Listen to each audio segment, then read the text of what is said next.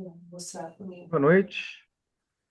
Estamos aqui, então, para mais uma atividade do Departamento de Psiquiatria Comunitária da Associação de Psiquiatria do Rio Grande do Sul, hoje com convidadas muito especiais, e nós vamos discutir, então, as novas abordagens de saúde mental, comunidade de fala, narrativas em primeira pessoa. Aos nossos participantes que estão chegando, eu avisaria o seguinte, que a interação com vocês pode ser feita através do chat, tá? Inclusive, seria bom se vocês puderem colocar ali seu nome, cidade, para a gente ter uma ideia de com quem estamos conversando também. E eu vou inicialmente apresentar aqui as nossas convidadas, e depois, como diz o título, elas vão falar para nós, e nós vamos falar com elas também, claro. Então, bom, indo ali, vou seguir as caixinhas que eu vejo na minha tela, imagino que sejam as de vocês também. Então, temos ali à esquerda, né, a Cristina Oliveira. A Cristina, ela é educadora e escritora, palestrante e produtora de conteúdo sobre saúde mental, autora dos podcasts Saúde Mental Vivências, Histórias Diferentes e Interatividade. Ela é coordenadora do Núcleo de Santa Maria e do colegiado da Comunidade de Fala Brasil. E autora dos livros Sou Mais que a Minha Doença, de 2020, e Maria do Condomínio, Envelhecer, Chatices e Causos, de 2024, bem recente. Depois, no meio, temos a Vânia. Vânia Louro é bióloga, mestre em produção animal, doutora em genética evolutiva, com pós-doutorado na Universidade McMaster, no Canadá, e é professora associada da UFSM, Federal de Santa Maria, pesquisadora do CNPq e coordenadora do Núcleo de Santa Maria. E à direita, a nossa colega psiquiatra, Marta Helena Noal, e, além de especialista em psiquiatria, também é em humanização na atenção e gestão do SUS, mestre em psicologia da saúde pela Federal de Santa Maria, hoje temos Santa Maria em peso aqui, coordenadora do programa de extensão Espaço Nise da Silveira, onde ela se encontra ali nesse momento, também da Federal de Santa Maria, e supervisora do projeto Comunidade de Fala, Núcleo RS. Eu não me apresentei, mas para quem não me conhece, eu me chamo de Narte Balester, também sou médico psiquiatra na cidade de Rio Grande, Rio Grande do Sul. Bom, as nossas colegas vão interagir, elas vão fazer uma fala assim, trocando um pouco as palavras entre elas, mas quem começa introduzindo o assunto é a Marta. Então, vamos lá, Marta. Eu vou dizer para a Aline aqui só um detalhezinho. Aline, se tu puder colocar a pessoa que fala ali, já que a gente não tem apresentação, aqui onde está a logo da APRS, para a gente enxergar melhor a colega, acho que ficaria bom. Eu acho que a gente Vamos pode lá, Marta. pedir para a Cristina e a Vânia podem fechar as suas câmeras, que aí ela fica em destaque. Ninguém Ah, cai, só fechar suas câmeras. então fecho a minha aqui também. Vamos lá. Mas não Boa aconteceu ainda. noite. Agradeço muito o convite para a gente estar aqui. Acho que é uma oportunidade muito interessante de trazermos essa nova abordagem em saúde mental, assim como outras tantas que têm se desenvolvido no Brasil e no mundo afora, em termos de inovação em saúde, né? Assim como outras estratégias, como gestão autônoma da medicação, como ouvidores de vozes, como portas abertas. O Comunidade de Fala também é um projeto que tem se inserido nessa ideia de novas abordagens de saúde mental. O Dinarte me pediu para traçar um pouco o panorama do nosso programa de extensão aqui na Universidade Federal de Santa Maria, E então, só rapidamente a gente situar que esse programa ele tem atividades assim de articulação em saúde mental, de capacitação, articulação de rede, né, fortalecimento da rede de saúde mental, capacitações, especialmente na questão de prevenção do suicídio, e também na questão de acolhimento. A gente faz grupos terapêuticos, temos aí o início desse projeto, esse grande programa que existe hoje, começou há 28 anos atrás, com uma associação de usuários, que é a Associação de Familiares, Amigos e Pessoas com Bipolaridade. Então, já temos 28 anos de grupos terapêuticos aí ininterruptamente. Hoje em dia, quinzenais, já foram mensais, semanais, na pandemia, agora a gente voltou para um enquadre quinzenal, são grupos híbridos. Temos o projeto de extensão, promoção da vida e prevenção do suicídio, também o Cine Mental, que é um evento que acontece uma vez por mês, com a exibição de um filme, uma temática sempre que vai olhar para o lado da saúde mental, não necessariamente seja um filme sobre histórias de adoecimento, mas sempre com um olhar nessa temática do lado psicológico, né? E o debate sempre nos enriquece muito porque além de inclusão das pessoas que frequentam o nosso serviço, também temos estudantes e cinéfilos, então é um debate muito heterogêneo, muito interessante.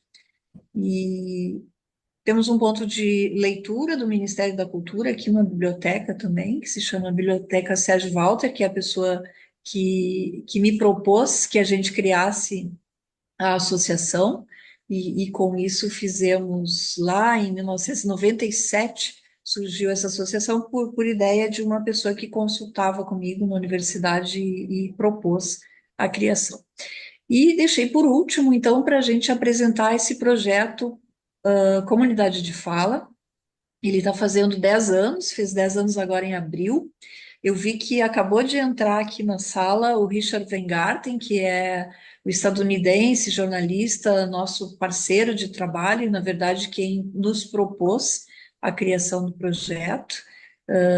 E a inovação dele é porque a inovação do projeto é especialmente na questão do objetivo principal, quebrar a estigma, poder desmistificar que as pessoas que uma vez tiveram algum tipo de adoecimento psíquico não precisam carregar a vida inteira essa condição ou esse carimbo, né? E dar voz, o outro grande objetivo do projeto é dar voz às pessoas que sabem pela própria vivência. Nós temos chamados especialistas por vivências, hoje aqui temos duas docentes por experiência que vão falar. Em novembro, na última live que eu participei, a convite do Dinarte também, a gente abordou os processos de recovery em saúde mental, a vida para além da recuperação. Eu vou pedir depois que a Aline coloque ali o link dessa palestra, porque ali eu esmiucei muito mais essa lógica do recovery, né, que nada mais é, simplificando, que um processo de reconquista da saúde, independente de se ter diagnóstico ou não, uma reconquista de uma vida plena, de uma vida digna, ainda que se mantenha o tratamento na sua vida. Então, acho que quem assistir essa live de hoje, gostar, e não assistiu a live anterior, eu diria que essa é quase como que uma continuação que vai aprofundar mais nesse projeto específico. Então, recomendaria também que assistissem. E eu passo a palavra para a Cristina, depois para a Vânia. A Cristina vai falar um pouco sobre a história do Comunidade de Fala no Brasil. É um projeto que tem vários núcleos já há algum tempo estabelecidos no Brasil.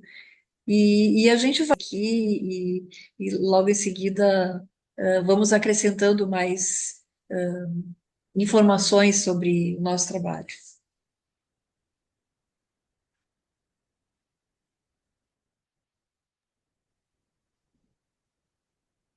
Olá a todos.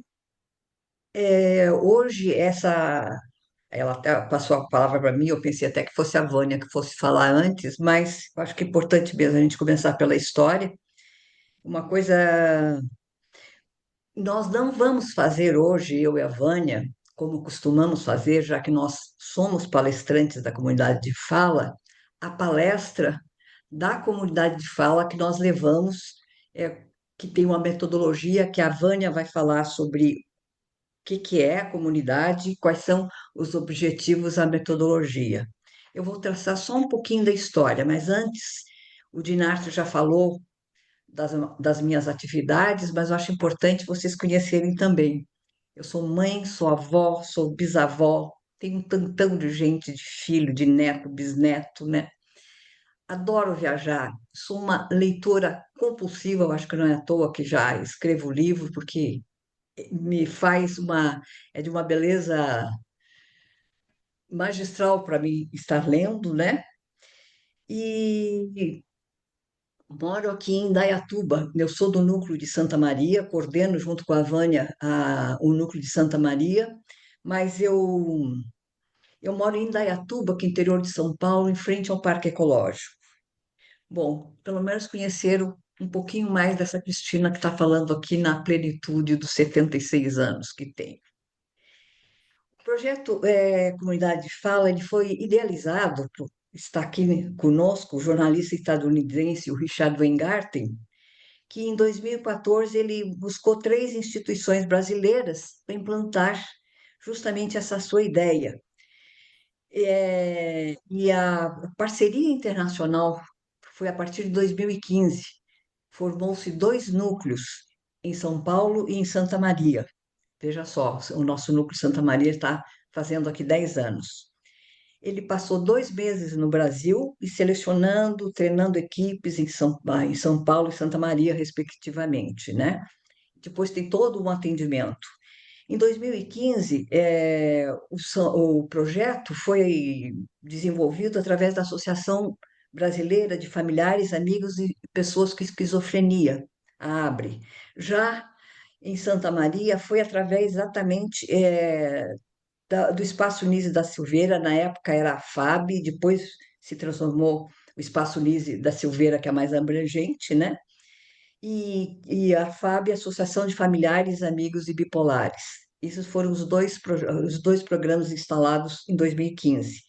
E foi expandindo, foi dando tanto resultado, o sucesso foi tanto, que em 2016 foi no Rio de Janeiro, também ligado à Universidade Federal do Rio de Janeiro. Em 2019, em Salvador, ligado à Universidade Federal da Bahia, e depois Florianópolis em 2024, que é mais novo, ligado ao professor Walter da faculdade e também pessoal ligado muito aos CAPs, né? E também é aplicado em Portugal e lá na cidade de Porto, o projeto são Vozes da Esperança. Então, tem uma trajetória a comunidade desde 2015. Esse ano a gente está comemorando aí os 10 anos. Falar um pouquinho da trajetória, deixa eu explicar como é que chega. Quem é Richard Weingarten? Ele é um ativista que iniciou sua trajetória em 1986 nos Estados Unidos. Atuou em serviços públicos, promoveu iniciativas lideradas por pessoas com experiência em sofrimento psíquico. Isso é muito importante de se marcar. E desde 2009, ele expandiu internacionalmente a sua atuação, com destaque no Brasil. Ele tem fluência em português, colaborou com muitas publicações de livros, que é importante, publicações com narrativas de recuperação de pessoas usuárias brasileiras, utilizados nas universidades aqui pelo país. Deu voz às narrativas pessoais. E ele idealizou e implementou a comunidade de fala em 2015. Faz parte, tem uma metodologia, forma equipe de palestrante, vai nas cidades, porque a CDF é um programa voltado para escuta pública e ao protagonismo de pessoas com vivências de saúde mental. A Vânia vai falar um pouquinho sobre isso. A gente fortalece as redes de apoio à formação e à transformação social. E o Richard segue promovendo essas palestras, as oficinas, treinamentos, nos visita, nos dá uma força enorme, um apoio enorme, né? Ele vai também para outros países, tem vários países, Portugal, Holanda, mantém um programa de TV nos Estados Unidos sobre saúde mental e tem um compromisso permanente, que somos sempre gratos, né, com a expansão aqui da CDF no Brasil. Eu coloquei as datas da criação dos núcleos, porque eu acho que envolve toda uma preparação, seleção, treinamento, acompanhamento para dar uma ideia de crescimento desse programa. Essa trajetória é muito interessante. A partir dos núcleos formados das cidades, em 2004, nós criamos um site, justamente para poder colocar todos os trabalhos dos núcleos, as histórias, as publicações. Fizemos uma parte ativa, como o Instagram, para poder ir colocando isso. E foi ali que nós nos demos conta da necessidade da gente formalizar melhor isso, da gente fazer um conjunto das nossas atividades que houvesse a troca de experiência entre os núcleos. Veja só, tem no Rio Grande do Sul, tem Salvador, é do sul ao nordeste, que a gente tem experiências e culturas diferentes. Que coisa importante a gente fazer, a Marta fala, o híbrido, né? Que é o online, às vezes as nossas palestras com online, uma pessoa presencial, apesar da gente lutar muito para que as palestras sejam presenciais, porque esse olhar, essa troca com o público é muito mais calorosa, é muito mais é, de apoio do que às vezes a gente à distância, mas o importante do online é que a gente integra o Brasil todo, né? Nós formamos um colegiado o ano passado entre núcleos, porque cada núcleo tem os supervisores, os coordenadores, a gente formou um colegiado. E disso a gente viu a necessidade de partir para uma formalização maior. Estão agora 26 de maio, recentemente, nós fizemos uma assembleia de fundação da Comunidade de Fala Brasil, a que a gente chama CDF-BR. Veja só, comemoramos os 10 anos de sucesso, para mim é uma marca dessa trajetória de sucesso, já formando, oficializando a nossa, a nossa comunidade de fala. Vânia, eu deixo para você falar os nossos passos, como é que é a comunidade. Boa noite, eu sou a Vânia, trabalho na Universidade Federal de Santa Maria, professora, dirijo um laboratório de pesquisa, mãe, né, e tenho essa vivência muito boa no projeto Comunidade de Fala. Bom, vou falar um pouquinho dos objetivos, né? Um dos principais objetivos desse projeto é combater o preconceito e os estigmas que acompanham as pessoas com sofrimento mental. Então, as pessoas que palestram são pessoas que tiveram experiências com saúde mental, né, vivência de saúde mental, e que estão em fase de superação, né, e aí elas contam suas experiências, né, na forma de palestras. Essas palestras são feitas em duplas, né, para poder, então, fortalecer, né, um ao outro, né, se apoiar um ao outro na hora de falar, né.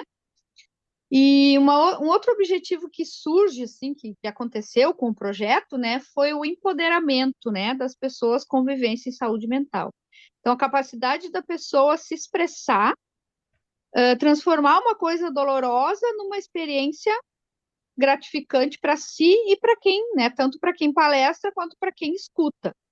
Então, é bem importante, assim, deixar claro, né, que o objetivo principal desse projeto, quando ele foi idealizado pelo Richard, foi combater estigmas e preconceitos, né, que acompanham toda essa questão das pessoas que têm sofrimento psíquico, né? Então, apesar da gente ter muitas modernidades, muitas coisas avançaram, não tem tanto hospital psiquiátrico, tanta internação quanto antes, a gente ainda tem situações, né, no dia a dia que nos colocam nesse embate, assim, mas alguns comentários e situações que as pessoas se deparam. Então, um dos principais objetivos é combater os estigmas e o preconceito, né, que acompanha. E junto com isso acontece, né, uma coisa que aconteceu comigo, eu acredito que com os colegas também, um empoderamento, né, das pessoas com vivência em saúde mental. Tanto é que a gente é docente por experiência, né? A gente então trabalha contando a nossa história, então viramos docentes todos, né, por experiência. Bom, então as palestras são realizadas em diversos espaços, né? Sempre locais voltados para a saúde mental, acolhimento, centros de atenção psicossocial, os CAPs, unidades de saúde, hospitais, prefeituras, associações de saúde mental, sindicatos, igrejas, centros de voluntariado, espaços acadêmicos, escolas, cursos de medicina, enfermagem, psicologia, serviço social, terapia ocupacional, né? Também congressos, simpósios de saúde mental, são ambientes propícios, né, para essas palestras, aonde o projeto Comunidade Fala contribui para a formação de profissionais, né, mais sensíveis, mais empáticos com as questões da saúde mental. Então, toda a metodologia do projeto foi pensada, então, para ser uma ferramenta, né, capaz de transformar essas experiências dolorosas em oportunidades de crescimento, de aprendizado, traz o esperançar também, né? Tanto para quem compartilha quanto para quem ouve, né? Bom, quem somos, né? Quem são os palestrantes? Então, quem pode se candidatar como palestrante? Para ser um palestrante do projeto Comunidade de Fala, é necessário que as pessoas tenham vivenciado experiências significativas de sofrimento psíquico, esteja em uma fase de recuperação, então superação, né? O treinamento é feito, então, pelo Richard ou por nós mesmos, né, pelos próprios palestrantes, mas o Richard sempre está presente com a gente, né, para fazer esses treinamentos, e pode ocorrer presencialmente ou à distância, tudo depende, né, que depois da pandemia mudou um pouquinho as relações, então a gente passou a ter mais atividades online, né, é feito em grupos, então, de até 10 participantes. Então, se aprende a metodologia da palestra, né? Que essa palestra é organizada, então, em 7 etapas, estruturadas para construir uma narrativa. Então, é contar uma história, né? Uma história coerente, uma história impactante, mas também com uma sequência organizada. Então, a primeira coisa é a apresentação pessoal, onde a gente diz o que faz, o nome, profissão, né? Alguma coisa característica pessoal. É o primeiro passo. Depois, o segundo são os dias difíceis. Então, relato de momento ou de momentos desafiadores, né? De um ou dois momentos. Normalmente, essas falas não são muito longas, né? Então, vai alternando entre um palestrante e outro. Então, o primeiro palestrante se apresenta, o outro se apresenta também, daí fala dos dias difíceis, o outro também fala. Depois vem a aceitação, que é o reconhecimento e aceitação das dificuldades, né? Que vem com o sofrimento psíquico, né? Então, aceitar um diagnóstico ou o tipo de sofrimento que tem, né? O tratamento é o próximo passo, seriam as abordagens e os cuidados adotados para a saúde mental. Então, tudo que inclui o tratamento, né? Não só a parte de medicação, também outras estratégias, né? Utilizadas. Isso aí, cada um tem a sua história, né? Depois, o quinto passo é o autocuidado, que são as práticas para lidar com as questões. Então, é como lidar, né? Lidando com os problemas de saúde mental seria o autocuidado. Então, como que a pessoa faz para conviver com os seus problemas, né? Como é que ela enfrenta o dia a dia, o que ela usa, né? Quais as práticas que ela usa para lidar com as questões de saúde mental.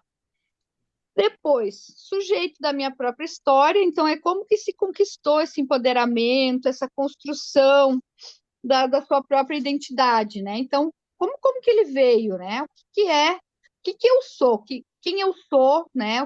Que sujeito eu sou, o que eu faço, o que é parte de mim, né? Que é minha característica.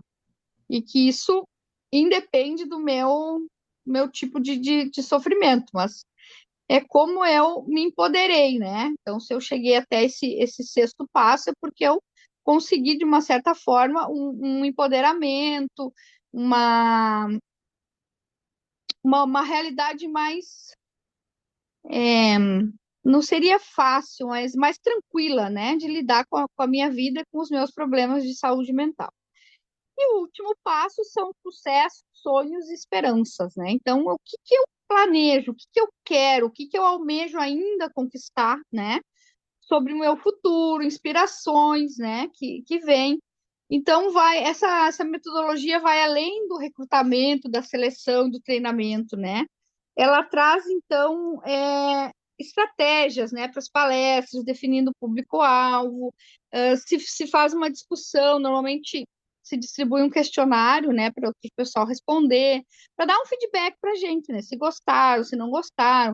Às vezes a gente se apresenta em turmas, né, da graduação, e eles ficam quietinhos, às vezes não perguntam, mas quase todo o feedback é muito positivo, é muito no sentido de, eu gostei muito. Às vezes eles vêm comentar, tem um parente, um conhecido, né, que tem algum tipo de sofrimento mental, então vem conversar, vem perguntar coisas, é muito gratificante, assim, o feedback que a gente recebe, né, tanto como por se sentir acolhido ali pelas pessoas que estão escutando, mas também pelo retorno que eles demonstram.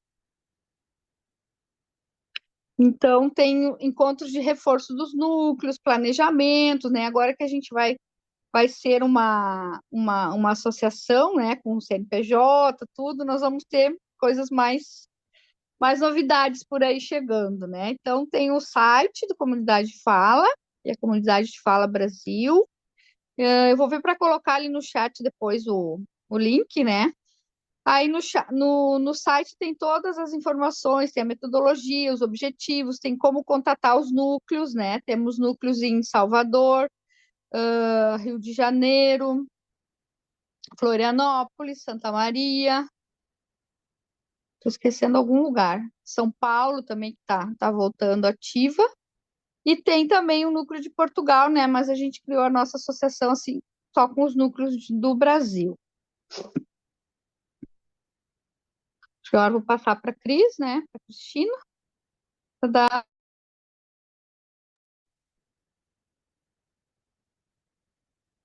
A gente, como a gente não estamos dando a palestra, mas a gente está mostrando para vocês todos o significado, história e como é constituída.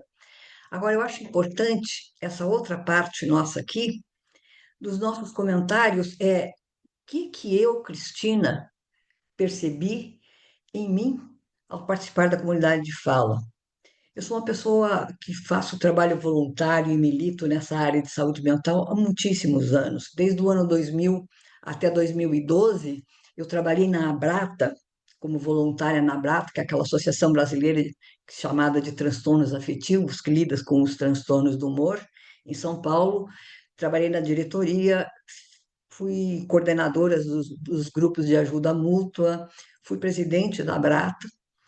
E naquela convivência coletiva, me permitiu sair, me recuperar do impacto de um diagnóstico que eu tive em 1993, aos 44 anos, como transtorno bipolar do humor. E foi muito difícil eu sair eu não conseguia, tinha agorafobia, não conseguia sair do quarto. Imagina eu agora falando, viajando, adoro viajar.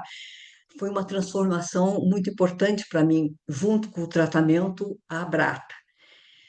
Mas a comunidade de fala, em 2015, isso que é importante, porque é importante vocês todos saberem o que a gente faz, qual é o programa, toda essa trajetória, mas eu acho que o que muito importante de registrar é o significado para cada um de nós e como reflete na plateia, no nosso público que vem nos procurar depois, sejam familiares, sejam usuários, vem nos procurar como identificação. Então, para mim, a comunidade de fala foi um marco na minha trajetória, que já tinha consolidado o voluntariado, eu já lido com isso, mas agora foi uma forma diferente. É isso que é importante a gente poder passar para todos os profissionais o quanto significa, junto ao tratamento, um acompanhamento de uma forma coletiva, essa humanização do tratamento, né?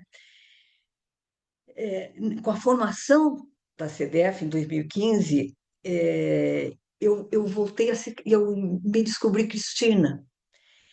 Parece que é uma coisa simples, uma informação. A um dos pontos a gente fala, eu sou sujeito da minha própria história. Pessoal, vocês não têm ideia o que é a gente conseguir dizer para o público receber uma pessoa que entre nós usuários, assim, entre nós iguais, que a gente não precisa descrever as nossas dificuldades, eles sabem, eles percebem, eles já sentiram. Vocês não têm ideia a importância que é no momento que a gente dá essa palestra, que a gente se mostra como pessoa, a gente fala das dificuldades, mas a gente é sujeito da nossa própria história, a gente tem sonho, a gente tem esperança. Então, isso eu acho que é a coisa mais fundamental de se passar numa. Agora, como a gente está falando, e é difícil falar porque eu não vejo vocês, né? Mas a coisa mais fundamental para falar é esse impacto. E uma coisa, logo que eu comecei o treinamento, eu sou das primeiras que fez o treinamento em 2015, eu estou há 10 anos junto com o Richard, a Marta e mais pessoas nesse projeto. Eu sempre tive a ideia assim, é uma forma de falar, seja para estudantes ou profissionais, questão da humanização, é uma forma da gente quebrar o estigma, mas eu nunca tinha me dado conta do que poderia ser, o que aconteceu, desse, como a Vânia falou, o empoderamento, como a gente se empodera, como a gente volta a ser pessoas de novo, a gente volta a ter possibilidade, o que é mais importante, o apoio de pares. Entre nós há uma troca afetiva muito importante. Quando alguém não está muito legal, ajuda mútua, esse apoio entre nós é de um fortalecimento impressionante. Eu sempre fui uma pessoa muito ativa, sempre fiz muitas coisas, mas foi só depois de 2015 que eu me animei a escrever um livro que era Eu Sou Mais Que a Minha Doença, o primeiro livro. É uma narrativa biográfica que eu resgatei, eu consegui entender quem era a Cristina. Então, esse resgate eu consegui passar. Pessoal, eu tenho sonhos, eu tenho desafios, eu tenho a superação aqui.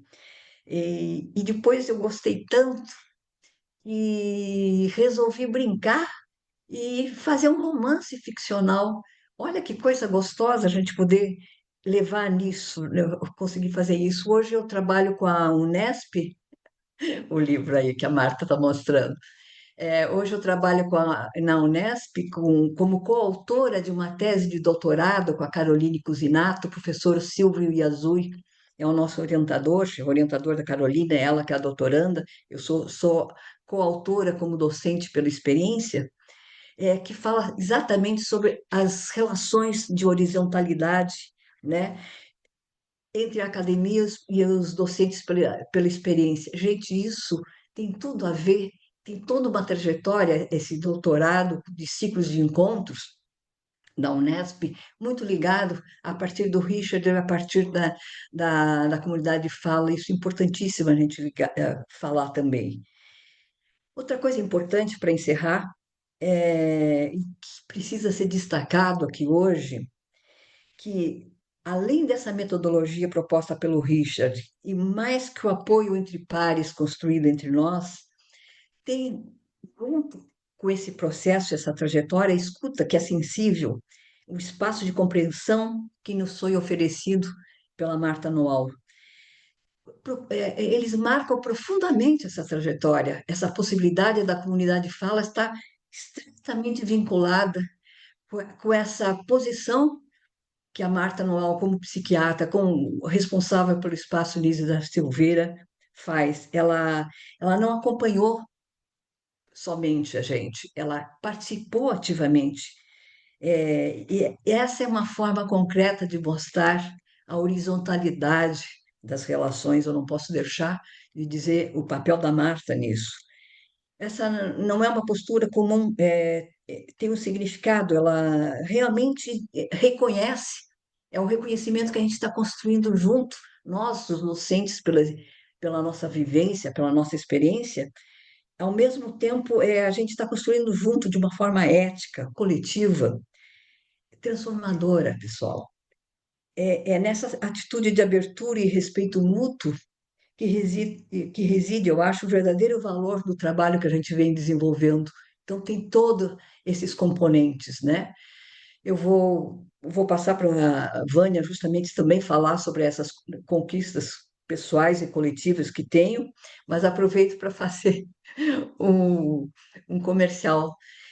Se vocês ficarem interessados na comunidade de fala, entrem em contato com um dos núcleos mais próximos, aí é o do Rio Grande do Sul, Santa Maria, para a gente levar em algum coletivo que vocês tenham acesso a nossa palestra da comunidade de fala.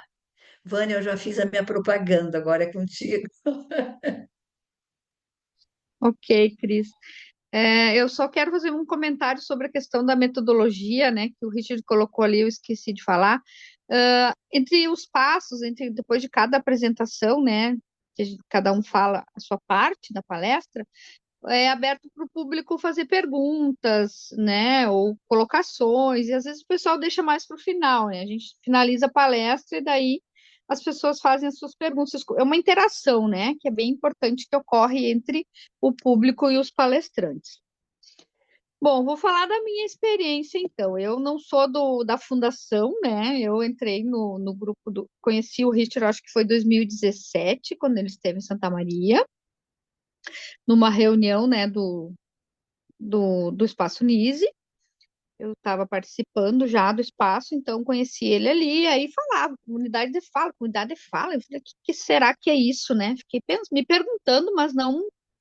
Na época eu não perguntei nada para ninguém, daí foi se passando o tempo, né? Quando veio a pandemia, a gente sentiu muita falta de se encontrar, né? De ter as reuniões semanais.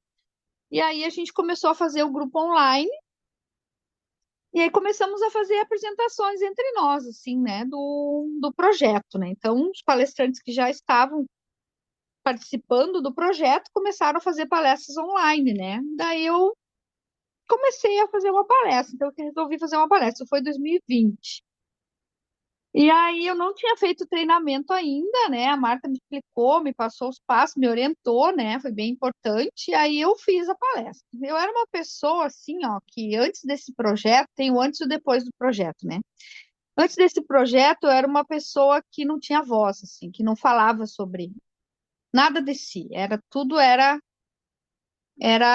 a Vânia profissional, a Vânia mãe, a Vânia da sociedade, mas a- aquela coisa, aquelas coisas antigas todas guardadas. Eu tinha esse empoderamento que hoje eu tenho, eu não tinha.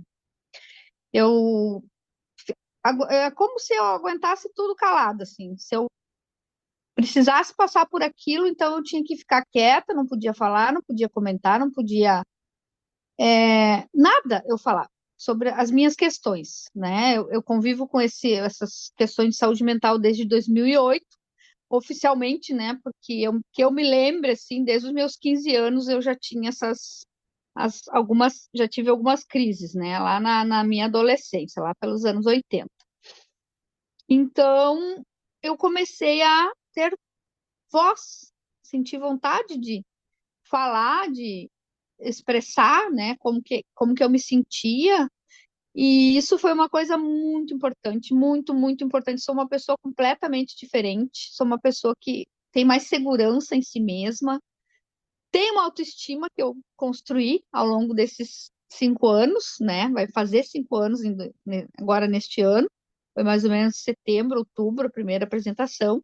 Depois, no ano seguinte, eu fiz um treinamento com o Richard e com o Caio, né? Um treinamento onde eu aprendi direitinho os passos, né? Exatamente, né? Nos anos 80, como o Richard falou, era muito difícil a gente lidar com esses problemas, era muito estigmatizado, né? Então a minha família me protegeu muito, né? E na verdade não tive um diagnóstico naquela época, né? Isso foi acontecer em 2008. Já era professora da universidade, já tinha uns 6, 7 anos, né?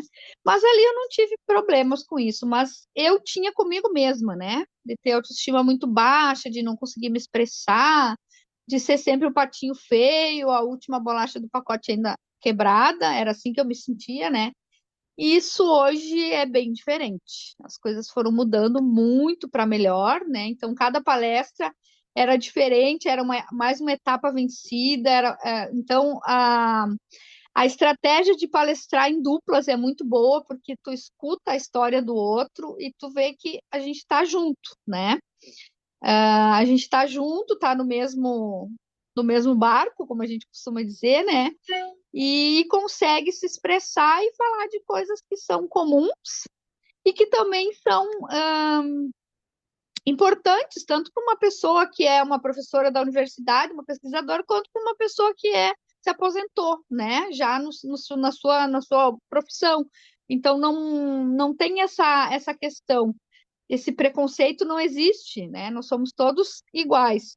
Então, uma das coisas mais importantes é combater o estigma. E isso é uma coisa que a gente faz em cada palestra, que eu fiz comigo mesma, né? Aquelas coisas que eu mesma coloquei para mim, né? Aquelas barreiras, aquelas questões assim, bem, não, isso tu não pode, aquilo tu não pode, o medo, né? O medo de fazer as coisas, o medo de enfrentar. A única coisa que eu nunca tive medo na vida, até que eu comecei a mudar isso, foi do trabalho. O resto, tudo eu tinha medo, né? Tudo eu era incapaz, nada eu ia conseguir. Então, me trouxe, né? Essas palestras me trouxeram esse empoderamento, que foi uma coisa muito importante, é uma coisa muito importante hoje na minha vida, né? Então, hoje eu consigo lidar melhor com esses problemas, falar sobre eles sem me sentir triste, magoada, sem ficar por dias e dias pensando nas coisas ruins, me concentro nas coisas boas, né, que acontecem no meu dia a dia, aproveito mais a minha vida, né? Então, acho que a gente vencer os próprios estigmas também é uma coisa muito importante, né, que a gente precisa ter, né? O estigma pessoal é muito forte, era muito forte para mim. Então, em cada apresentação, cada palestra, as coisas vão mudando de lugar, né, e vão ficando um pouquinho melhor. E eu tive umas experiências bem interessantes, assim, com pessoas que foram influenciadas pelas nossas falas, né, que procuraram assistir as palestras, que estão participando do espaço, que também buscaram ajuda, né, que estavam sem ajuda, sem sofrendo, né, mas sem nenhum tipo de ajuda, então viram que é possível, né, junto com um tratamento medicamentoso, ter também outros tipos de terapia, né, entre elas a terapia da fala, né, que eu achei muito, muito, muito interessante mesmo, e é isso, né, espero que tenha conseguido passar meu recado.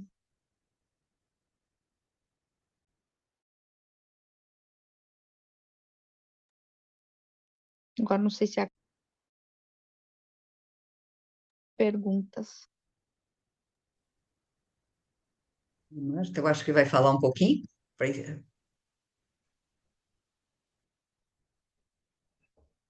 Podemos já passar a discussão entre todos aqui ou vocês ainda têm algo mais a colocar? Está sem som, Marta. Só lembrar alguns apontamentos, assim, o projeto já tem 79 palestras em 11 cidades presencialmente, mais de 13, acho que 15 apresentações virtuais em diferentes estados do Brasil. Nós temos uma equipe de palestrantes, então, que foram capacitados, e tem a Cristina, que é de São Paulo, que mora em São Paulo, tem o Gefran, que mora em Alagoas, e o restante do pessoal é aqui de Santa Maria. Então, há uma heterogeneidade muito grande entre os palestrantes, isso é muito interessante, porque são trajetórias de vidas diferentes, pessoas de idades diferentes, de profissões diferentes, o curso de doença, alguns com histórico de muitas internações, de muitas crises, outros nem tanto. E quando há o encontro nas palestras, é muito rico de ver como essas diferenças se dissipam, como há uma sintonia, independente de diagnósticos também, que essa não é a questão, né? A gente coloca o diagnóstico entre parênteses, cada um faz o seu tratamento com as suas abordagens clínicas, todas as que estiverem indicadas, mas independente de qual a história de vida das pessoas, elas se aproximam quando começam a falar, eu, sujeito da minha própria história, quando começa a falar sobre lidar com a questão dos preconceitos, dos estigmas, dos autoestigmas, dos prejuízos que tiveram ao longo da vida profissional, afetiva, pessoal, com o adoecimento, né? E o resgate disso tudo. Então, acho que essas diferenças, elas se aproximam muito quando a gente ouve simplesmente pessoas com histórias de vida, de superação, né? E acho que o Richard teve uma perspicácia muito grande de colocar esse método. A apresentação, ela surge especialmente com o que a pessoa é, com o que ela gosta de ser, e não com o seu diagnóstico. Então, às vezes as pessoas esperam que os palestrantes já cheguem dizendo assim, eu sou tal doença, né? E a gente quebra muito isso, porque elas são pessoas com trajetórias de vida, com gostos, com histórias, com sofrimentos, com alegrias, com famílias, vindas de uma cidade, morando noutra, enfim, e a partir dali elas vão contar a trajetória delas, independente de algumas pessoas falam o seu diagnóstico ao longo do percurso da palestra, outras nem precisam falar, porque não é esse o ponto. Não é isso que a gente quer saber, assim, que doença que tu tens. Não, a gente quer saber como tu fez para reconquistar a tua vida com dignidade para além ou independentemente de ter uma doença. O Richard está pedindo para falar um pouco dos outros membros outros componentes da equipe do Comunidade de Fala de Santa Maria. Então, a gente tem várias pessoas, né, que compõem essa equipe.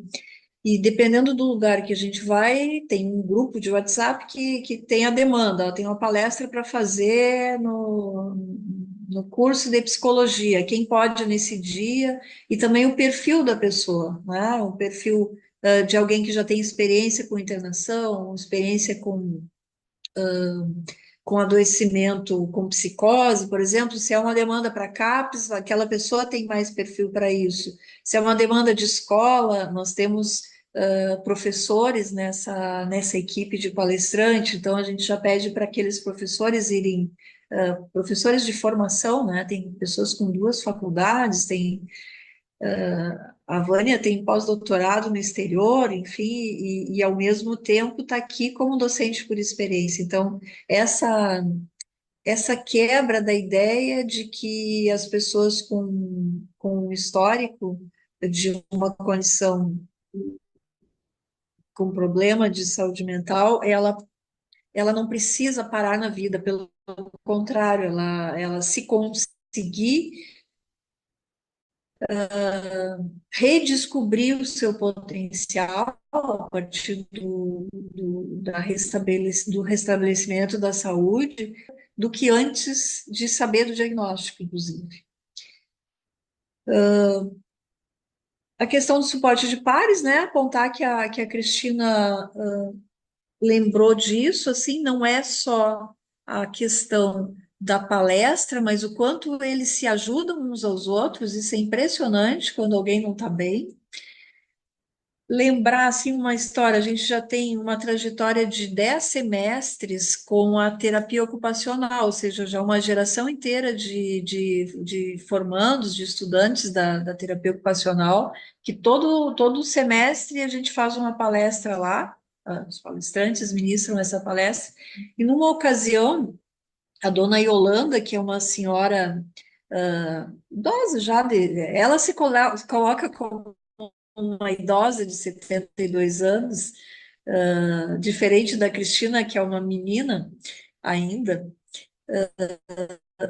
mas né, nesse movimento, né, de ser uma pessoa muito ativa, e a Yolanda falou nos sonhos, Sucessos e Esperança, nesse passo da palestra, ela falou do sonho dela de publicar um livro das poesias dela. E aí nós produzimos esse livro, né? Um livro consistente para ela, assim, foi a realização da vida dela, ela carrega o livro para todos os lados. Nós fizemos um lançamento tem a fotinho dela, lançamento do livro que se chama Esperança na Solidão. Então, cada um vai ter o seu sonho na vida, né? Teve uma pessoa que é palestrante daqui que tinha o sonho de estudar, e depois de se reformar, enfim, uma pessoa que se aposentou, voltou a estudar e hoje está na faculdade. Tem alguém que participou desse grupo, que conseguiu se formar nesse meio tempo, já estava sendo quase jubilada essa pessoa, e aí ela foi patinando, entrando no grupo. Primeiro ela ouviu as palestras dos colegas e percebeu que ela poderia ter uma trajetória mais saudável do que a perspectiva que ela imaginava para o adoecimento dela. E hoje ela é funcionária pública federal, passou no concurso na UFSM, trabalha, nem está mais conosco como palestrante, porque já fez seu percurso de reabilitação. Então, poder contar um pouco dessa questão, né, da evolução das pessoas. O Denizar, hoje em dia, é um ativista em saúde mental, uma pessoa que é uma referência na comunidade dele também. Ele sempre diz, ele não tem a gramática, mas ele tem a prática. Então, era uma pessoa que era motorista de ônibus, de caminhão, e hoje em dia ele se transformou numa referência em saúde mental para ajudar as pessoas que estão em torno dele ou da comunidade dele. Lembrar que na página ali no site que a Aline disponibilizou aqui no chat, tem alguns artigos que a gente publicou, tem 2 artigos científicos, né, publicados sobre esse trabalho, tem 2 capítulos de livro também, que estão citados ali, tem as referências, e a gente também conseguiu uma, uma publicação, um edital da OPAS, do Laboratório Latino-Americano de Práticas de Participação Social. Então, também tem o link ali para ver a descrição do projeto Comunidade de Fala no site da OPAS. Aline, depois vou ter que pedir para colocar o link também do programa de extensão do Espaço Inês da Silveira. Ali tem as nossas redes sociais, Instagram, Facebook, e tem o nosso canal de YouTube, onde tem algumas palestras gravadas. Esse não é o nosso objetivo primordial, ficar gravando palestras para as pessoas assistirem. A gente faz muita palestra online, mas a maioria não é gravada. Mas algumas foram gravadas por alguma particularidade, enfim, e estão ali disponíveis, se alguém quiser assistir o projeto na sua forma integral, assim, né, o produto completo, e não só esse apanhado que a gente está fazendo hoje sobre ele. Lembrar que a Cristina hoje, desde 27 de maio, agora ela é a presidente da Associação Comunidade Fala Brasil, a Vânia também é da diretoria. Então, além de palestrantes, de experientes, de suportes de pares para muitas pessoas, hoje elas estão na gestão aí do projeto. Acho que é isso, passar para o pessoal fazer as suas colocações, questionamentos. Pois então, lembrando para o pessoal que nós temos aqui cerca de 15 pessoas ali que estão participando, e vocês podem ir colocando aqui no chat, tá? As suas questões, comentários para a gente interagir. Eu vou aproveitar que eu estou podendo falar aqui, privilegiado, né? Para fazer algumas questões. Eu coloco para todas vocês, assim, não é dirigida a ninguém em particular. Mas, assim, eu perguntaria como tem sido, como vocês pensam que pode ser a interação com os serviços do SUS, no sentido assim, por exemplo, se alguém quiser se aproximar ou de alguma maneira implantar, né, o projeto num CAPS, numa unidade básica de saúde, né, diversos pontos aí de atenção do SUS, como é que vocês veem isso? Como é que tem sido a experiência de vocês? E como as pessoas poderiam fazer para o contato, para buscar esse apoio de vocês. Cristina, contigo.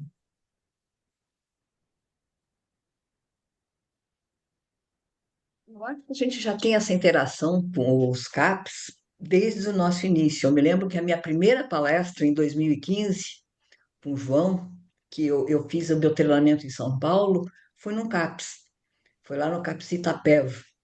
Então, a gente já tem essa familiaridade, a gente faz os contatos com o CAPES, com a rede toda. Florianópolis está concentradas as palestras dentro da rede de CAPES, né? Então, já tem essa proximidade. Santa Maria também, a gente tem, já, além, eu acho que das universidades, para os estudantes terem essa, como a gente fez lá na TO, que a gente fez muito para alunos, mas também tem associação, sindicato, e eu acho que é fundamental. O Rio de Janeiro também tem muita ligação com o CAPES. Eu acho que a formação da CDF-BR, né, parece que é bobagem dizer assim, não, imagina, jurídico contábil, mas quando a gente começa a ter nome e sobrenome efetivo, jurídico, que nos permite ter uma apresentação institucionalizada, como está agora a comunidade de fala, nos permite chegar até ampliar a nossa rede justamente de contatos e a ideia é essa, no que sentarmos essa diretoria, no que estivermos com tudo catalogado, cadastrado, a gente já nesse segundo semestre fazer efetivamente uma ampliação dos nossos contatos e a rede de CAPES é uma das principais, seja nós chegando até ele ou nós divulgando no site, que o site é uma chamada que diz quem nós somos, então dizendo, olha, tem os núcleos, olha aqui que a gente faz. A ideia é essa, Dinarte. Não sei se tu tens alguma coisa, a Vânia tem alguma coisa para acrescentar. Não, tranquilo, bem boa resposta. E ali no site tem um espaço especificamente para entrar em contato, seja com cada núcleo, seja com a direção geral, para contratar uma palestra, no caso, né, para fazer uma proposta de palestra em algum serviço, mas também para, se houver um grupo interessado em constituir uma nova equipe do comunidade de fala. Claro que vai ter que passar por uma capacitação, né, de vários seminários, enfim, a gente está, inclusive, reorganizando essa capacitação para que os núcleos já existentes, todos eles ajudem na capacitação, também as pessoas experientes nas palestras possam auxiliar na formação de novos palestrantes. O Richard já veio, acho que 6 vezes aqui, eu devia ter revisado isso antes da live, mas foram pelo menos 6 vindas ao Brasil nesses 10 anos aí, então ele sempre faz reciclagens, traz conteúdos novos, dá algum seminário em cada vinda, visita todos os núcleos, revisa de um jeito muito generoso, né? Ele não é uma pessoa que fica controlando, ele deu a ideia e deixou a gente trabalhando. Mas ele faz essa parte agregadora, assim, de estar sempre nos revisitando e fortalecendo essa união entre as equipes, né? Entre as pessoas de cada equipe. E esse papel mais recente aí de 2024 que houve o colegiado, que aí foi uma aproximação mais de cada núcleo, porque cada núcleo estava um pouco distante, cada um tocando o seu projeto. E agora, a partir do colegiado e do surgimento da associação, a gente está com uma uniformidade maior, com uma comunicação mais legal. Também se faz palestra mista, né? A gente já fez vários aqui, nosso núcleo, convidando algum palestrante de um núcleo de fora. Então, isso é muito interessante, porque alguém da cultura de outro estado falando das suas trajetórias com o gaúcho, então isso rende belas discussões aí, muitos aprendizados. O Richard colocou uma questão ali E vocês acham que a comunidade de fala é efetiva para... Opa, entrou aqui uma outra agora. Para combater o estigma? Se há outras considerações. Depois tem uma outra do Elias ali.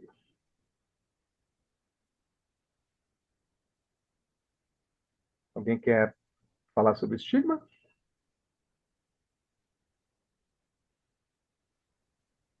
Tem dois tipos de estigma, né? A questão do autoestigma e do estigma. Eu acho que no momento em que a gente dá a palestra, o público nota.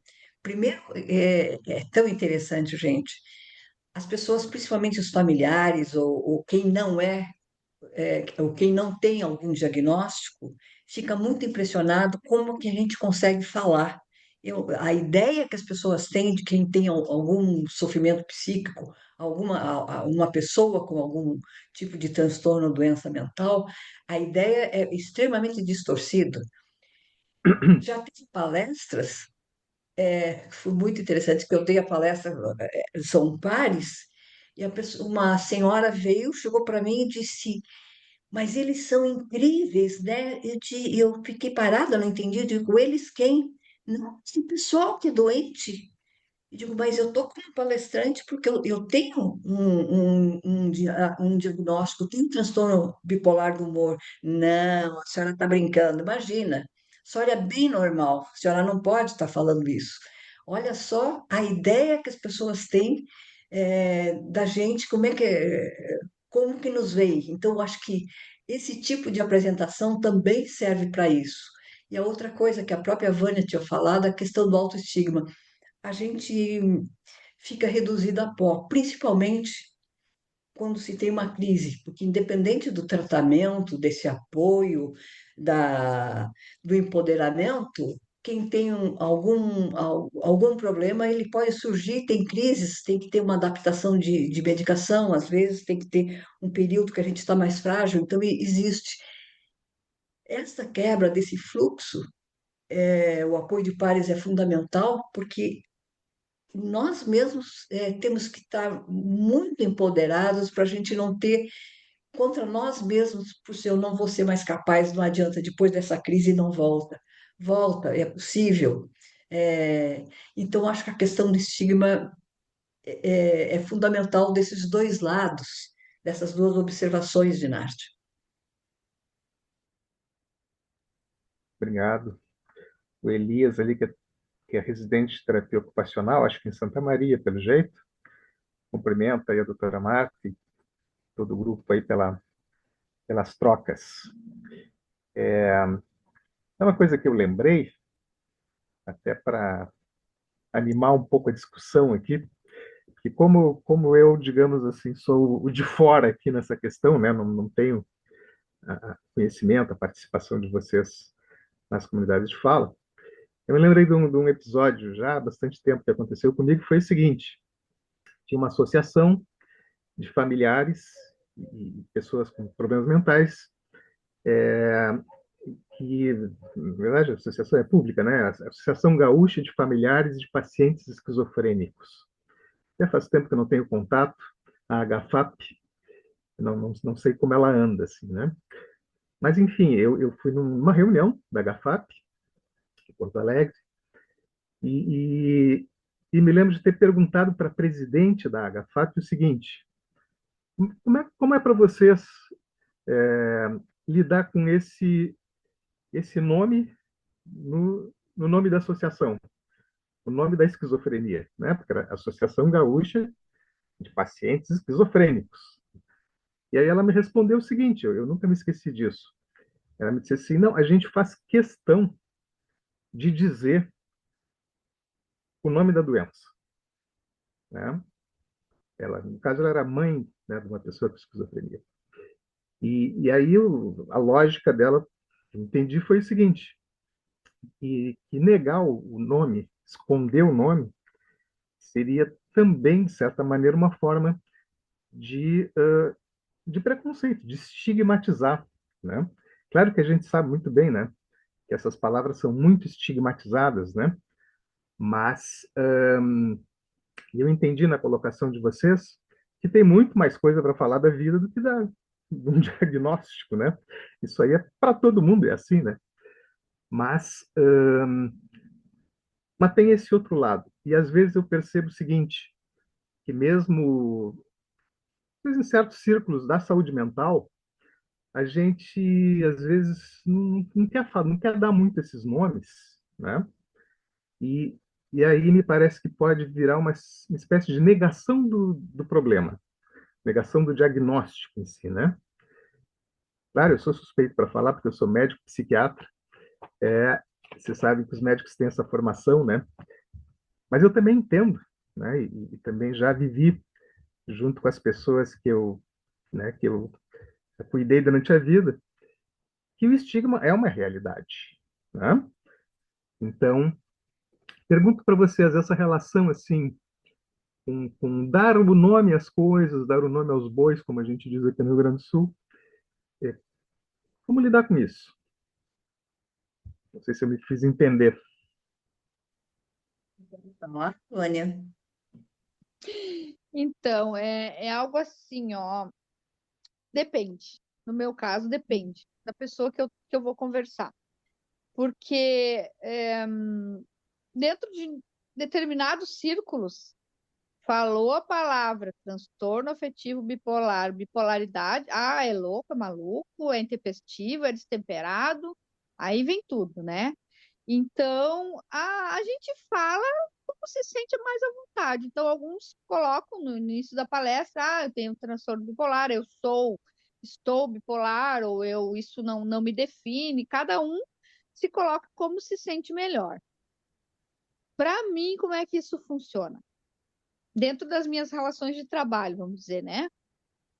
Na época que eu fiquei doente, enfim, eu não escondi isso de ninguém, né? Mas não comentava também, né? Ninguém vinha me perguntar nada, eu também não comentava. Mas dentro da minha família, assim, uma pessoa escondia, né? Ai, não podia falar, né? Aí um certo dia eu falei assim, o problema é meu. Sou eu quem sinto, quem sofro, então eu escolho se eu vou falar ou não sobre isso com as pessoas, né? Dentro do âmbito familiar. Mas ainda tem muita coisa, né? Que as pessoas se sentem, assim, às vezes melhor não comentar nada. Porque nunca sofri isso, né? Mas já vi relatos de pessoas que sofreram assim que a pessoa mudou, né? Depois que ficou sabendo dessa situação, dessa parte da vida da pessoa, né? Então, comigo nunca aconteceu isso. Teve uma vez só, que uma pessoa fez um comentário para mim, né? E eu, como assim? Por que você está falando isso? Qual é o problema que eu tenho que me impede, né? Que foi em relação ao ano passado, que eu fiz um tempo, né, de professor visitante na Áustria, né, de 3 meses. Daí uma colega comentou, mas até tu vai nesse programa, aí eu também tenho que ir. Eu falei, como até eu? O que há de errado comigo, né? Uma das únicas vezes que eu me deparei com essa questão, assim, fora do meu âmbito familiar, né? Que minha família é mais tradicional, mais preconceituosa, então tem mais isso dentro do ambiente familiar para mim, né? Mas a gente procura, assim, meio que se proteger, né? Quando se sente no ambiente hostil, né? A gente não é uma questão de esconder, mas é uma questão de se autopreservar mesmo, né? De não entrar muito em detalhes. Normalmente nas palestras a gente fica super à vontade, assim, porque tá com um colega, né? Se sente seguro, tranquilo, né?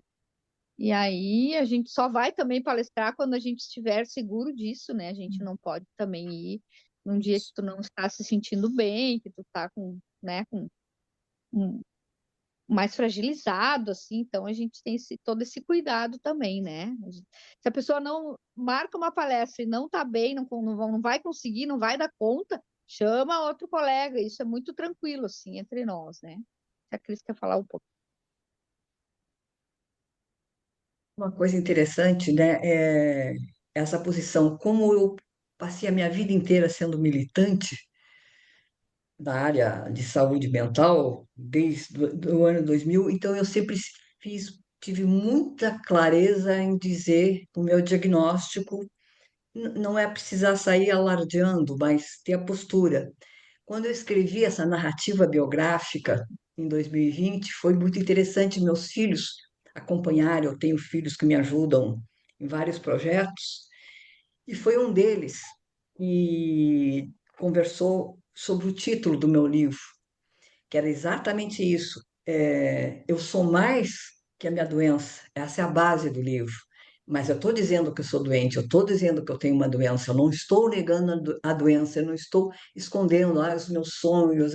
Não, eu tenho uma doença, mas eu sou mais que minha doença. Então, eu acho que essa postura é muito presente em mim permanentemente. Teve uma época na Abrata, logo no início, que eu, como presidente da Abrata, dei muitas entrevistas na TV Bandeirantes, e tal, na época do Boechat, e a minha filha questionou: mãe, mas eu sendo tua filha, você não está me prejudicando? Eu tive que ter uma conversa muito forte com os meus filhos em relação a isso. Eu sinto muito, mas eu não vou esconder quem eu sou no momento que eu sou presidente de uma entidade, que eu estou me posicionando, né? E ela custou a compreender, não foi muito fácil, inclusive com meus filhos. Então você lida com isso no dia a dia. Como eu lido, por exemplo, um dia que eu estava com muita dor do estômago, era um problema estomacal que eu estava tendo, eu fui para o pronto-socorro no hospital em São Paulo. Quando eu sentei para fazer a triagem, a enfermeira perguntou qual era a minha medicação, e quando eu falei que eu tomava o lítio, o carbolítio, ela se levantou imediatamente, saiu da sala e voltou com um enfermeiro homem que ficou atrás de mim de braço cruzado. Eu fiquei horrorizada, né? E que situação? Eu disse assim, eu não entendi por que que tem mais um enfermeiro, é uma questão de segurança, de procedimento para quem tem uma doença mental. Isso foi um desrespeito horrível, a dor de estômago piorou enorme. E a consciência que eu tive que se eu reclamasse com veemência, que eu estava no meu direito de reclamar aquele horror de desrespeito, eu estaria sendo considerada que eu estaria tendo uma crise. Eu ainda tive que ficar é, calma, até mais calma que o próprio enfermeiro, né? E era uma dor de estômago. Então, é muito difícil. E não tinha como dizer, olha o preconceito que tinha dentro do hospital, como é que me trataram assim? Uma senhorinha vai avançar, é horrível isso. Mas eu não nego, mas aquilo que a Vânia disse, quando tem um emprego, é uma grande. A gente precisa sair alardeando, até porque eu acho que é exatamente o que eu digo, eu sou muito mais que a minha doença, eu tenho muito mais coisas para contar, mas é uma faca de dois gumes. Uma coisa que você falou para finalizar, Dinarte, muitas vezes as pessoas chegam, não, você está em sofrimento psíquico, para dizer, achando que me dizer que eu tenho uma doença mental é mais agressivo. Eu me sinto agredida com sofrimento psíquico. Primeiro que eu não sofro, eu não tenho sofrimento nenhum. Eu posso sofrer, ter algum sofrimento em relação a alguma crise que eu possa vir a ter, mas eu não sou uma pessoa com sofrimento psíquico, eu não consigo entender como é que me colocam, me taxam nisso, né?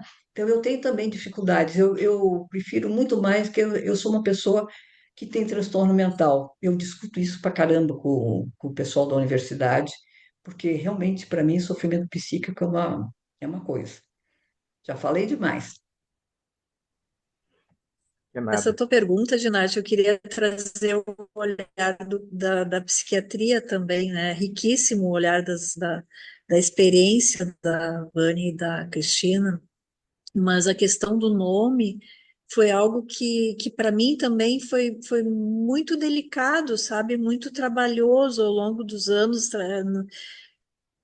Não é simples e não é automático a gente nominar as pessoas que a gente atende. Na nossa formação, aprendemos ao sigilo. Eu não posso falar o nome de uma pessoa que eu atendo, eu não posso citar a história dela. E aí o Richard está me perguntando aqui no chat, fala sobre a questão hoje aqui. Então, foi uma transformação e um estudo sobre isso, sabe, muito delicado, assim. E Antônio Lancetti me ensinou, tu conheceu ele também, né?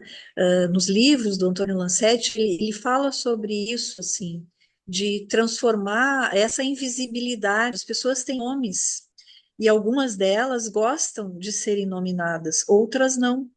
Então, mesmo quando a gente cita uma história, quando eu conto da Cristina, ela me autoriza a contar, porque ela, a Vânia, tem palestra gravada dela no nosso YouTube, porque ela autorizou. Então, a gente pode falar. Eu lembro que o Walter, que foi o idealizador, que me propôs, assim, por que que não existe uma associação para a doença que eu tenho? E aí a gente criou a primeira associação do Brasil de bipolaridade pela genialidade dele, assim, pelo empreendedorismo social dele. E ele me dizia assim, eu não tive filhos, eu quero deixar o meu nome. Ele não deixaria numa descendência, então ele queria deixar o nome dele em algo na vida. E ele deixou, né, ele foi o fundador da FAB, ele tem uma biblioteca, um ponto de leitura do Ministério da Cultura que leva o nome dele, porque ele faleceu bem na época, ele ajudou ainda a gente a participar do edital e depois ele acabou falecendo nesse tempo que enquanto chegou a biblioteca. Então ele tem o nome dele guardado, né, para as pessoas que dessa geração vão saber quem é o Sérgio Walter. Então, às vezes, a gente pode pecar pela invisibilidade. E claro que a gente também tem que ter muito cuidado quando algumas pessoas não querem que a gente exponha elas, e aí a gente vai preservar isso. Em relação a nome, teve um nó muito delicado também que a gente teve que lidar, que por 18 anos a gente teve a AFAB, então, Associação de Familiares, Amigos e Pessoas com Bipolaridade. Só que esse nome já estava disfuncional. Nós nos baseamos muito na HFAP. Eu lembro, assim, lá em 96, quando o Sérgio propôs a criação da associação, até a gente criar em 97, eu me lembro que a HFAP nos disponibilizou os estatutos deles, para a gente começar de algum lugar, né, que era a associação que se conhecia, que eu tinha conhecimento, pelo menos na época. E então a associação tinha nome de doença. E com o passar do tempo, a gente foi vendo que isso era muito disfuncional. As pessoas virem, para onde tu vai? Para a FAB. Então, se tu vai para a FAB é porque tu tem bipolaridade, e não era. Tem pessoas com depressão, com pânico, com toque, até com esquizofrenia, há pessoas que frequentam aqui, eventualmente, com outros diagnósticos também, psiquiátricos. E aí a ideia de transformar, há quase 10 anos a gente criou o Espaço Nise da Silveira, esse ano, em novembro, a gente fecha 10 anos aqui. Poder mudar de nome e passar para Espaço Nise da Silveira é um jeito de incluir as pessoas também. Aqui no Espaço Nise a gente chama, é um lugar para quem quer estar, né? Para quem quer buscar ajuda, fazer trocas, ensinar, aprender, se qualificar como pessoa, né? Então, isso para nós aliviou. Para mim já era uma carga muito ruim, assim, carregar o nome da doença no nome do projeto. Para ver que o nome é uma coisa que rende, né? Um chavão que a gente trabalha muito assim na nossa lógica da abordagem do recovery é nada sobre nós sem nós. No caso, vocês, né, Cristina e Vânia. Então, eles fazem questão de ser nominados. Eu não estou aqui violando um sigilo, uma ética, quando eu cito o nome de algumas pessoas. Eu estou respeitando eles, né? Eu estou dando a eles o poder de fala, de respeitabilidade, de credibilidade, eles podem responder as perguntas aqui da mesma forma que nós, profissionais da área da saúde mental. Uhum. Muito bem. Bom, eu mesmo, quando passei por Santa Maria, a Marta me levou lá para visitar o Espaço Nise. Realmente um lugar muito convidativo, gostoso, né, de ficar para todo mundo. Bom, nós estamos nos aproximando aqui do final, temos mais 10 minutinhos. Então, se alguém quiser fazer uma pergunta, fazer um comentário, não perca a oportunidade. Tem os Sara, comentários do Richard ali, o Richard Weingarten, ó, sou uma pessoa com experiência de vida, com problemas emocionais sérios, cada um fala de uma maneira melhor. sem ser estigmatizado, né? Os profissionais têm uma parte de responsabilidade de estigmatizar as pessoas, é verdade isso. Quando eu digo é um processo, né? Tu vai estudar, tu vai te redefinir enquanto profissional, assim, como eu faço para não estigmatizar? É não falando sobre elas, é falando, é dando visibilidade, é não dando, então. E aí ele ainda conclui, quer dizer, de tirar o estigma, de ajudar a pessoa, de superar o estigma de viver com transtorno mental. No Brasil, o estigma de transtorno mental e a pessoa com diagnóstico é incompetente, né? Ainda em alguns meios ainda se pensa assim. As plateias veem que os palestrantes são competentes como palestrantes e nas suas vidas também. É exatamente isso. E o Elias, né? Elias é um assíduo frequentador do Cine Mental aqui, ele é formado em TO e faz residência no CAPES e conhece o trabalho um pouco mais de perto, assim, também fez uma manifestação ali, agora não estou localizando. Mas, enfim, um abraço aí, Elias. Está prometido uma intervenção aí no CAPES, o equilibrista, a gente ainda tem que passar por aí para fazer uma ação aí com Eu vocês. queria falar uma coisinha no encerramento, já estamos já no, no momento final, dessa experiência da comunidade de Fala Brasil, dessa associação que nós estamos tendo, e foi muito interessante esse processo, que vem da união de todos os núcleos, das diferenças culturais e de experiências, apesar de ser a mesma metodologia, os núcleos teriam as mesmas propostas. Agora, uma coisa que eu chamo a atenção e peço que acompanhem é como está sendo constituída essa associação de uma forma diferenciada, de uma forma inclusiva, de um jeito que entre a diretoria há um trabalho de equipe e que permita que não se trave o trabalho, porque se respeita quem está num momento de ajuste de medicação, quem está num momento que não está bem, de fragilidade. O apoio de pares também se reflete na constituição dessa diretoria, na forma de gestão dessa diretoria. Então, o trabalho que está sendo desenvolvido, eu acho até da tese isso, como é que a gente trabalha, e isso serviria de empresa, de exemplo até para as empresas e outras associações, como é que se constitui um trabalho, uma gestão que tenha a inclusão muito presente e como é que a gente lida com essas dificuldades. Eu acho que é um dos grandes desafios também dessa associação que criamos, essa inovação dentro de uma ética, dentro desses nossos princípios. O Estatuto Social está lindo, está bem diferenciado, era isso que eu queria deixar marcado. Obrigado, Cristina. Vânia, tu gostaria de dar teu recado, não digo final, mas por enquanto, assim, porque essa conversa Então, aqui acho que vai longe, né? a Cristina foi bem feliz assim na colocação dela, né? A gente construiu essa associação, todos nós, todos representantes de cada núcleo vários núcleos do país, né? Com a participação do Richard também, né?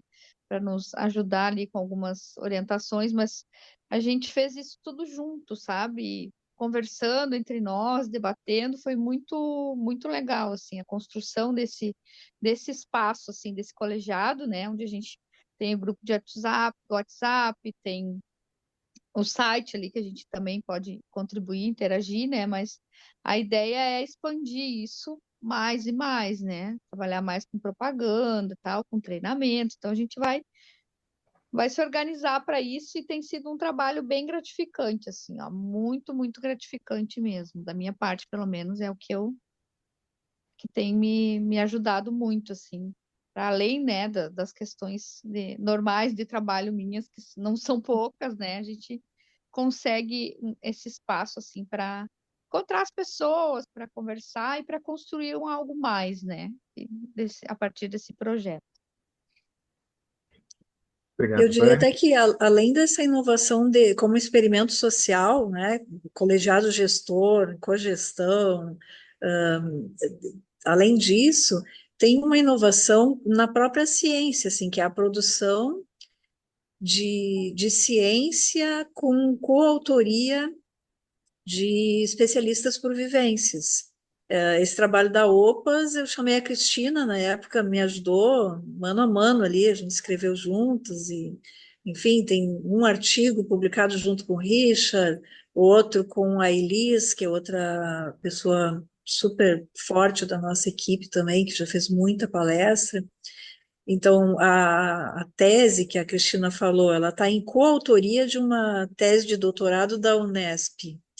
Então, isso é muito novo, não é? A gente colocar a oportunidade de as pessoas com experiência vivida trazerem a sua contribuição na própria produção acadêmica, científica. É algo ainda, talvez, que vai levar um tempo para se assimilar como algo natural, mas a gente já tem visto com muita riqueza assim, a produção que se faz nesse compartilhamento de experiências e de informações. Uhum. Bom, gostaria de agradecer muito vocês três aí que contribuíram demais aqui para a nossa noite. Fazer um agradecimento muito especial para o Richard, que também participou muito ali pelo chat, né? Animou bastante a nossa conversa. E também pela importância, né? Da, não vou dizer nem a participação, porque é mais do que isso, né? Dele no trabalho das comunidades de fala. Agradecer a Aline também, que ficou nos bastidores, aí vocês não enxergaram ela, mas ela está naquele quadradinho ali da Associação de Psiquiatria, que ficou trabalhando até essa hora aí para nos dar apoio aqui também. Eu, como também sou docente por profissão, e talvez um pouco por experiência também, mas sou professor numa faculdade de medicina. Eu acho realmente assim fundamental isso que a Marta estava dizendo agora, que vocês falaram antes, né? E que vocês possam cada vez mais conversar, né? A gente a gente sabe que o estigma, né, o preconceito, não é privilégio, entre aspas, assim, de ninguém, né? E os profissionais de saúde também podem sofrer dele, né? Eu também, ao longo da vida, tive que tentar, assim, me desgrudar de alguns para poder exercer melhor a minha profissão. Então, eu acho que para os estudantes de medicina, de todas as profissões da saúde, tá? É fundamental entender isso, que às vezes parece assim óbvio, mas não tem nada de óbvio, né?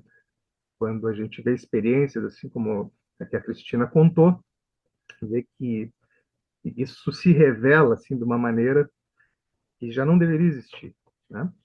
Mas existe, temos que cuidar da nossa saúde e das pessoas que a gente cuida também, né? Então, para não passar muito aqui do nosso horário, vamos encerrando e, e ressaltando assim, que com aqueles links ali, espero que vocês tenham podido copiar, mas se não podem se comunicar conosco, a gente coloca eles de novo, disponibiliza para vocês. É uma maneira bastante prática, assim, importante de seguir em contato, né, com essa experiência, com essas pessoas maravilhosas aqui, e, e então a gente conclui. Boa noite a todos e até uma próxima. Sejam Boa bem-vindos nas noite. próximas atividades. A gente vai anunciar para vocês também quando tivermos, tá? Um abraço. Boa noite, obrigada. Obrigado, boa noite. Boa noite.